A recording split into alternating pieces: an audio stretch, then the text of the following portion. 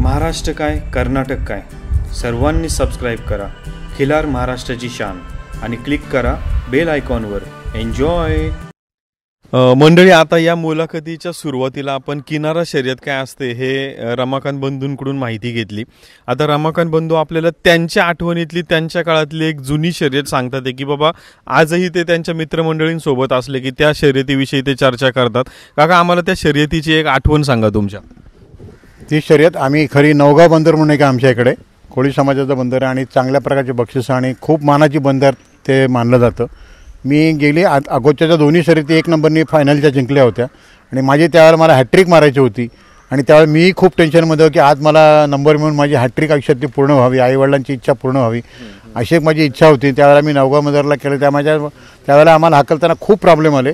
आम्ही गाड्या घेतल्यानंतर सुटल्या, सगळ्या गाड्यांचं कट होतं, एकत्र गट आले. शेवटला मी मागे गाडी ठेवून सावकाश धोक्या पद्धतीने म्हटलं त्या ह्या गटामध्ये जर गेलो तर आपण भरडले जाऊ आणि आपल्या गाडीचं नुकसान होईल म्हणून मी त्या पद्धतीने गाडी थोडी सावकाश घेऊन सगळ्या गाड्या फिरल्यानंतर मी गाडी फिरवली पद्धतशीर आणि मग मी गेलो. मागे गेल्यानंतर एक आता सांगायला अभिमान वाटतो, माझा एक बैल पांढरा बैल होता, तो तिकडे टर्न मारल्यानंतर पाठीवर शेपूट घ्यायचा आणि तो जोरात पळायचा. त्यामुळे तो जसं पळायला सुरुवातनंतर मी समजलो बस आता आपली गाडी बैलांना आपल्या पावर आहे. तसं आम्ही बैलांना सुरुवात केली हाकलायला. सुकडं हाकल्यानंतर 2, 4, 5, 6 गाड्या टाकत गेल्यानंतर शेवटच्या 2 गाड्या पुढे ठेवल्या मी आणि मी बैल शांतपणे ठेवले. ती आमची हाकलण्याची पद्धत आहे, कारण एकदम दम काढायचा नसतो.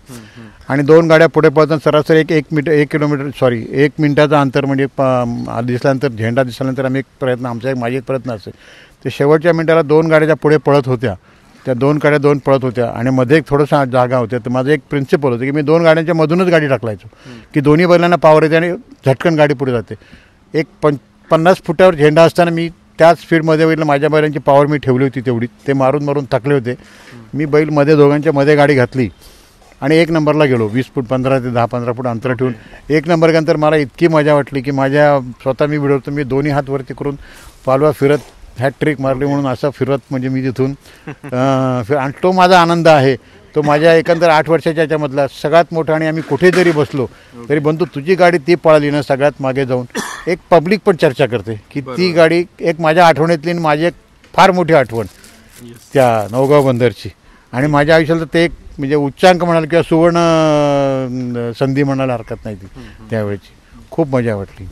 काका, खूप खूप धन्यवाद. मंडळी, तर मंडळी अशा प्रकारे आपण रमाकांत बंधूंची आता त्यांच्या काळातली कशा पद्धतीच्या शर्यत होत्या किंवा कशा पद्धतीची त्यांनी गाडी चालवली, कशा पद्धतीची बैलं त्यांच्या दावणीला होती अशी सुंदर माहिती घेतली.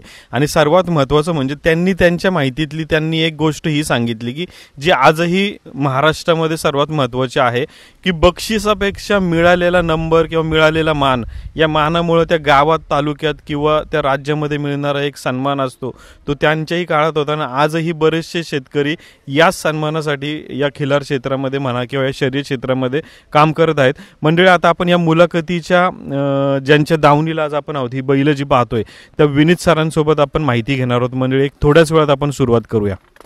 खिल्लार महाराष्ट्राची शान, खिल्लार महाराष्ट्राची शान.